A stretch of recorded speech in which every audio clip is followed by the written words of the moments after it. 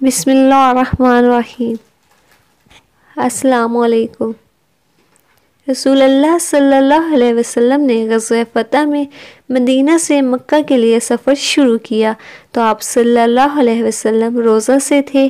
جب آپ صلی اللہ علیہ وسلم آسوان پہنچے تو پانی منگوایا اور اسے اپنے ہاتھ سے منہ تک اٹھایا تاکہ لوگ دیکھ لیں۔ پھر آپ صلی اللہ علیہ وسلم نے روزہ چھوڑ دیا یہاں تک کہ مکہ پہنچے۔ ابن عباس رضی اللہ تعالیٰ عنہ کہا کرتے تھے کہ رسول اللہ صلی اللہ علیہ وسلم نے سفر میں روزہ رکھا بھی اور نہیں بھی رکھا، اس لیے جس کا جی چاہے روزہ رکھے اور جس کا جی چاہے نہ رکھے۔